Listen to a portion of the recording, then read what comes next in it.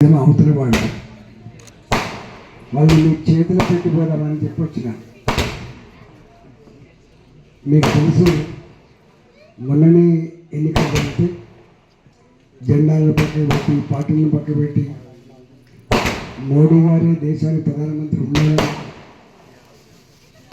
నన్ను గొప్ప మెజార్టీతో గెలిపించిన తర్వాత సంవత్సరంన్నర మేము బయటికి రాకపోతే కానీ అప్పుడప్పుడు టీవీలో చూస్తూ ఉంటారు. సంవత్సరంన్నర కాలం నుంచి ఎక్కడ సమస్య ఉన్నా, బాధ ఉన్నా, ఎక్కడ ప్రజలకు అవసరం ఉన్నా కొట్టాడే పార్టీ భారతీయ జనతా పార్టీ అని రుజువైంది. నేనేమో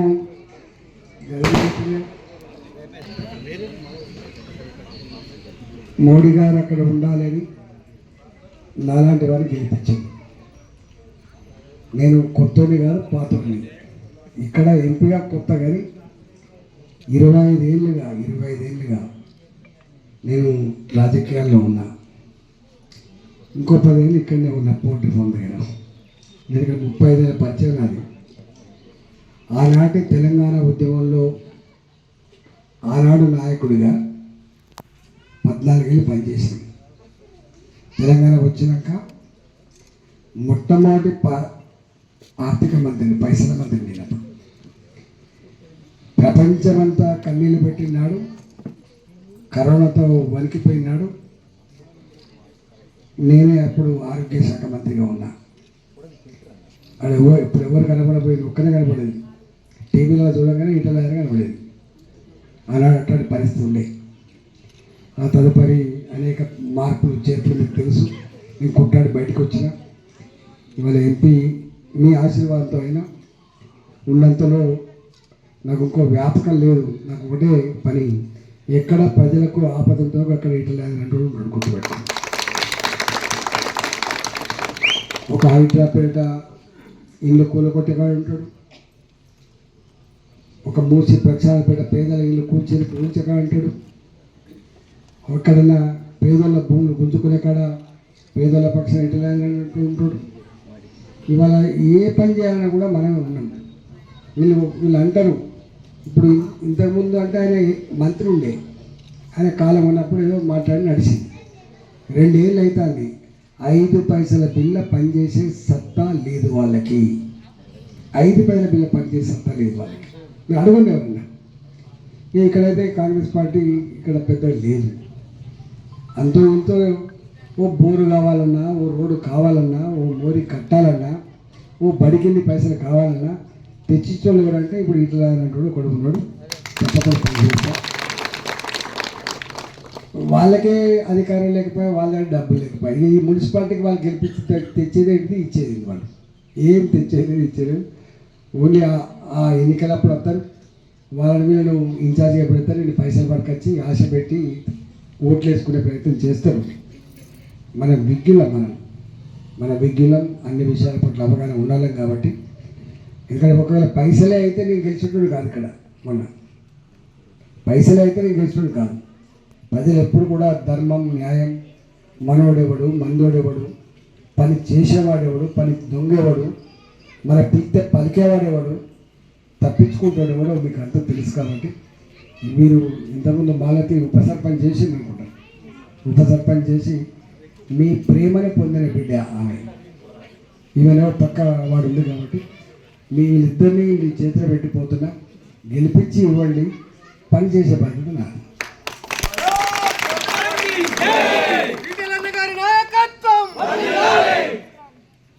ఇక కొన్ని విషయాలు చెప్తే నేను మళ్ళీ ఊరికి వచ్చినప్పుడు చెప్తా. ఇంతకుముందు మున్సిపాలిటీ కాదు. అడగండి ఎవరినైనా. నేను ఎక్కడైనా మాట్లాడతా. నేను మాట్లాడిన దాని మీద నేను ఎప్పుడైనా మాట్లాడితే పక్కా అయితే తప్పు మాట్లాడిపోవడం కాదు. నేను అడగలే వాళ్ళు అదే పాటలు పట్టుకొని, ఈ పెరుగుతున్న చెట్టుకు పైసలు ఎవరిచ్చిండు, తింటున్న బియ్యానికి డబ్బులు ఎవరిచ్చిండు, పారే మురికి కాలంలో కట్టిన డబ్బులు ఎక్కడివి, మనం నడిచే సిమెంట్ రోడ్డు ఎక్కడివి, కేసీఆర్ ఆవిడ కట్టిన రైతు వేదికలు ఎవరి డబ్బులు, కట్టిన గ్రామ పంచాయతీ భవనాలు ఎక్కడివి, కట్టిన అంగన్వాడీ బళ్ళు అంగన్వాడీ పైసలు ఎక్కడివి, స్కూళ్ళకి వేసే రంగులు అది నిర్మాణం ఎక్కడిది, తడి చెత్త పొడి చెత్త డబ్బులు ఎవరిచ్చిండ్రు, శ్మశాన వాటికి డబ్బులు ఎవరిచ్చిండ్రు, ఎలిగే బల్బులు పెట్టింది ఎవరు, వాటికి కరెంటు బిల్లు కడుతున్నది ఎవరు, మన పనిచేసే మున్సిపల్ కార్మికులు జీతాలు ఇచ్చేది ఎవరు, ఇవన్నీ కేంద్ర ప్రభుత్వ డబ్బులతో మాత్రమే జరిగినాయి తప్ప ఇక్కడ డబ్బులు లేవు. మన ముఖ్యమంత్రి అంటాడు కదా ఈ మధ్యకాలంలో, ఏమైనా నువ్వు చాలా మాటలు చెప్తివి, 6 గ్యారంటీలు అంటివి, 66 హామీలు అంటివి, 400 పైచిలకు మాటలు చెప్పింది, 400 పైచిలకు ఇక తోసిందల్లా రాసేసిండు. ఓ ఆడబిడ్డలారా మీకు నెలకు 2,500 రూపాయలు ఇస్తాను, ఓ ఆడబిడ్డలారా మీకు తులం బంగారం ఇస్తాను, తులం బంగారం వల్ల 2 లక్షల రూపాయలు అయిపోయింది, 1 లక్ష రూపాయల కట్నం దిశాది ఎంత, నేను తులం బంగారం ఇస్తాను. ఇవాళ పేదల ఇళ్ళలో పోతే బంగారం దేవుడు బిడ్డ, వెండి కూడా మండిపోతుంది బిడ్డ అంటాను. రోడ్లు గోల్డ్ తప్ప పేదోనికి పిచ్చతాలు లేదంటున్నాడు కదా. ఆ తులం బంగారం లేదు. చదువుకున్న పిల్లలకి 4,000 రూపాయలు గుర్తిస్తా అని చెప్పింది.